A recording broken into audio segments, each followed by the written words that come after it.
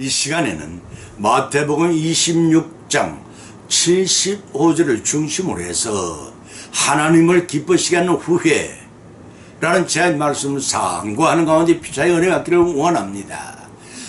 강요상한 장래가 촉망되던 사람이었습니다. 그러나 그는 주의 기대와는 달리 자신의 실력 향사에만 전심전력을 다했습니다. 이렇게 되니 경제적으로 어려울 줄 수밖에 없었습니다. 그렇지만 아내는 이러한 생활 속에 용케 잘 견디고 있었습니다. 그런 동안에 두 분은 어떤 늙어디로 변해 있었습니다. 이러한 사실을 입신 출세라는 한 가닥의 희망마저 사라졌다는 것을 의미합니다. 따라서 절망과 극도의 가난만은 집안의 평화 계속될 리가 없습니다. 마침내 강여사의 아내는 더 참을 수가 없어 남편을 버리고 집을 나가버리고 말았습니다. 아내가 가출했음에도 강여사가 여전히 위숫가에 앉아 곧 낚시를 들이고 세월을 보냈습니다. 그런 중 백창이라는 왕에게 발탁되어 최고의 출세를 하게 되었습니다. 몇 년 후 강여상은 서백창의 아들 무왕을 도와 언나라를 멸하고 무왕을 천하의 새로운 주인으로 만들어 주었습니다. 이 사람이 속칭 강태공이라 부리던 강여상입니다. 강태공은 무왕으로부터 공로를 인정받아 제단을 채우고 주인이 되어 임지로 떠나간 날이었습니다. 바로 그때의 일이었습니다. 지난달 여상을 버렸던 아내가 나타나 과거의 일을 사과를 하며 다시 부부의 관계를 회복하기를 간청을 했습니다. 이렇게 되자 강여상의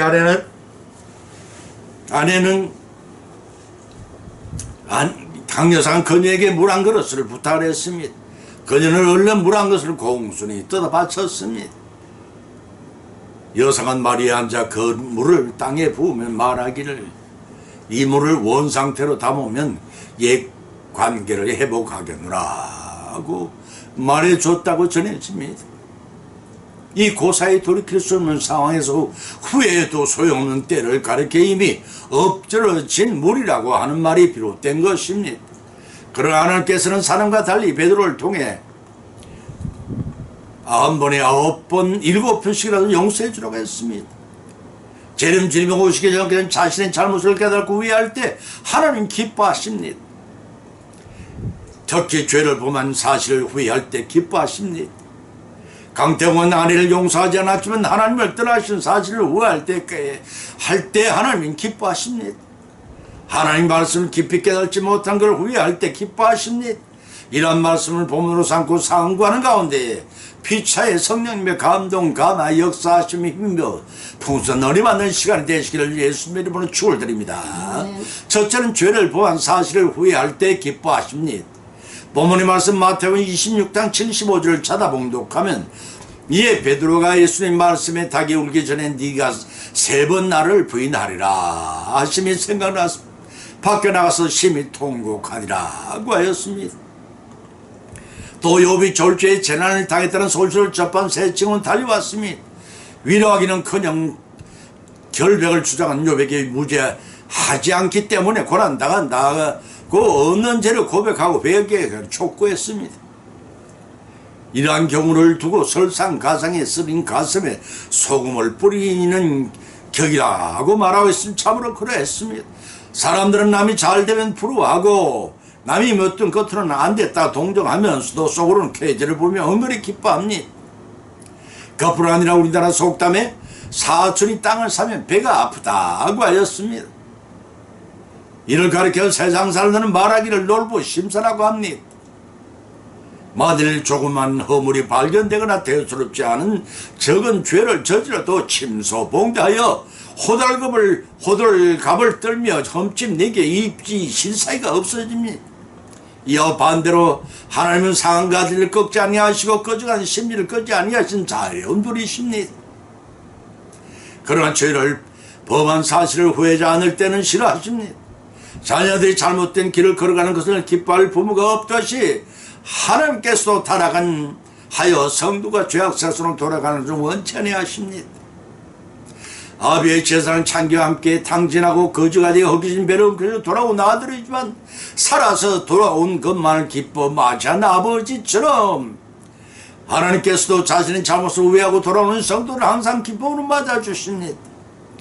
본문의 베드로는 불과 몇 시간 전만 해도 주와 함께 죽을지언정 주를 부인하지 않겠다고 맹세를 한 바 있습니다. 그런데 그는 거의 장담에도 불구하고 세 차례에 걸쳐 예수를 부인을 하고 말았습니다.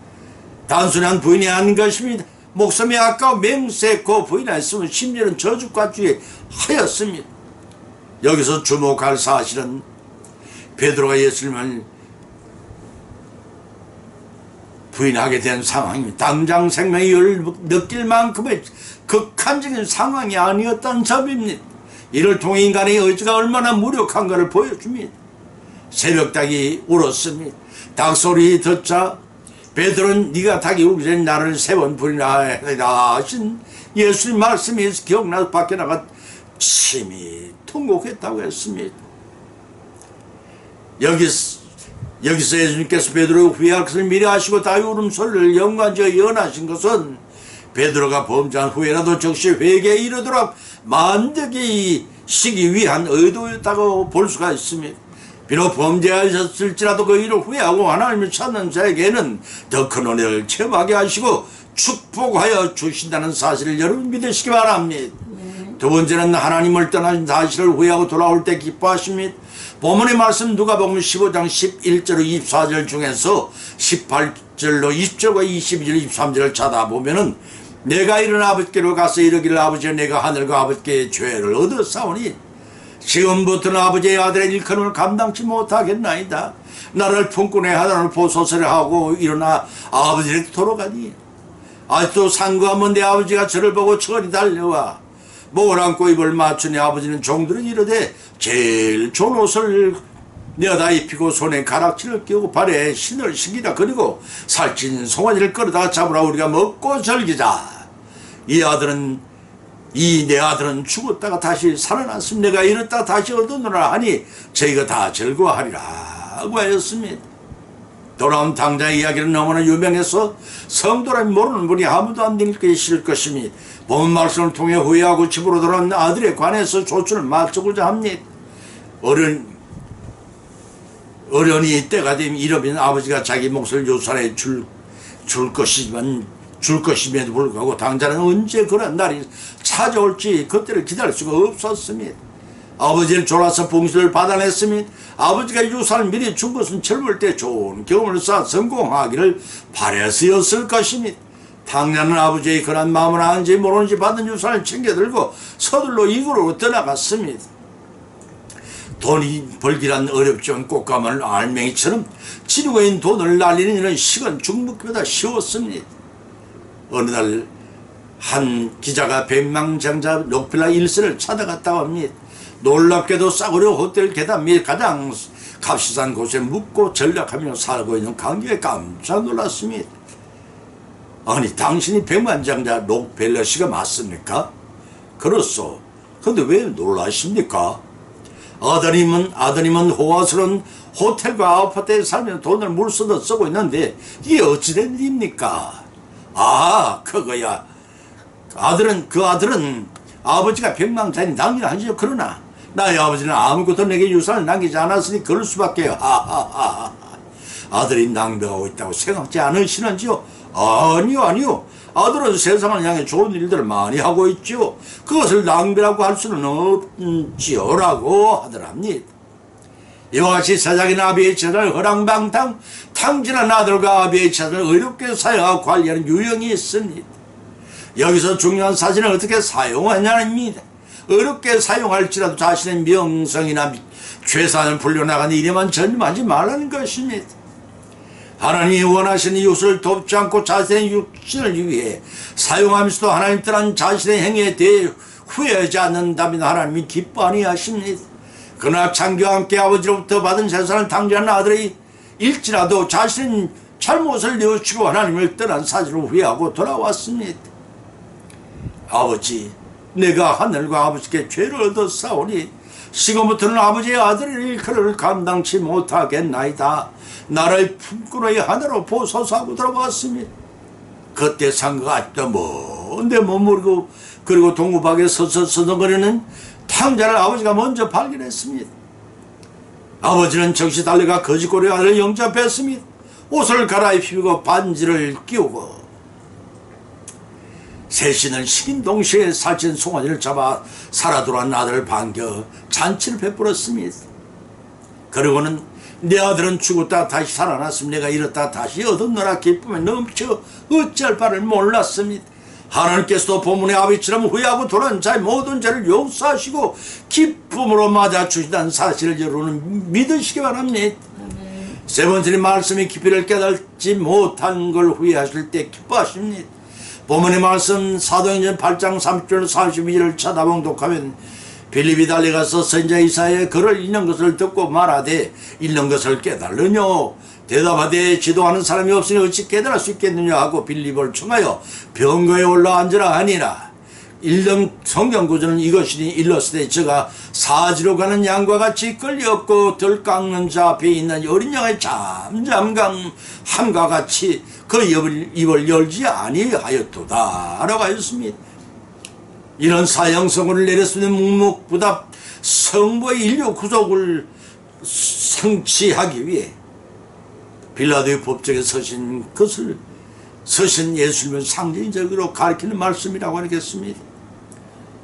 어느 교회에서 신부하던 담임 목사님들은 한결같이 성경을 많이 읽으라고 고민하고 있습니다. 성경은 하나님의 말씀이며 그 말씀 속에 사랑과 영생의 복을 받는 길이 들어있기 때문입니다.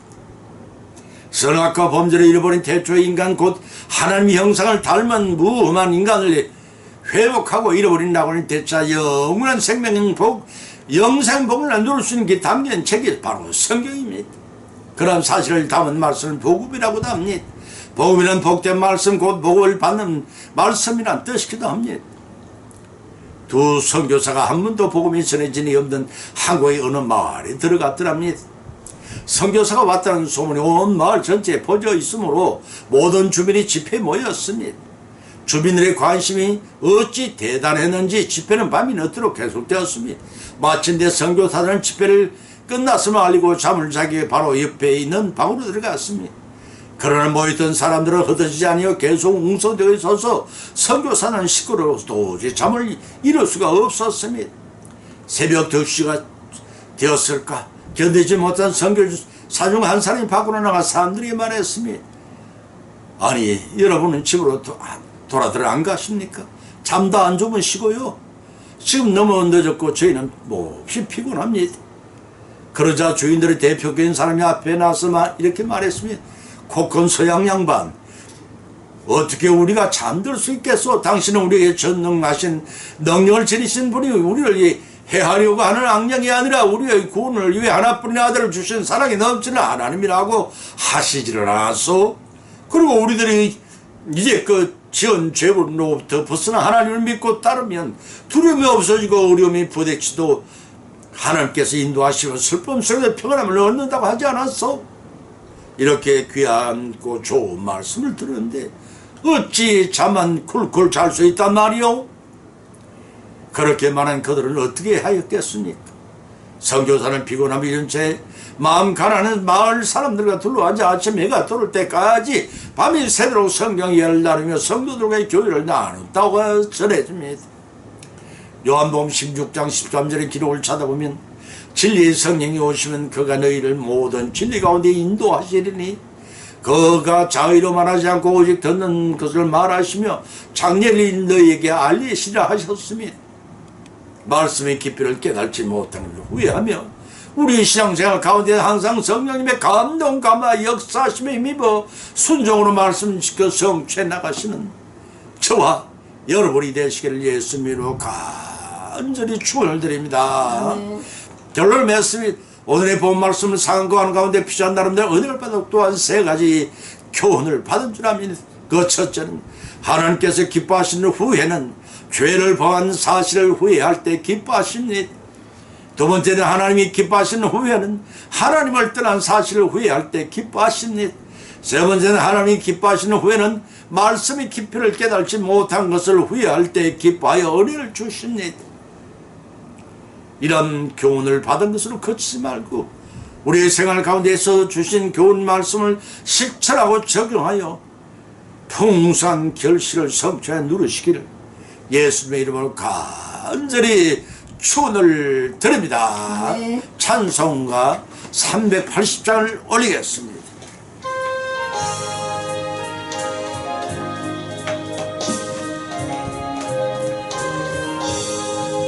나의 생명 되신 주님 앞에 나아갑니다. 주님 흘린 보혈로 정케하사 받아주소서. 날마다 주님 찬송하겠네. 주님 사랑 줄로서 나를 굳게 잡아 매소서. 괴로운 세상 지날 때 나를 인도하여 주소서. 주를 믿고 나가면 나의 길을 잃지 않겠네. 날마다 주님 찬송하겠네. 주님 사랑 줄로서 나를 굳게 잡아 매소서.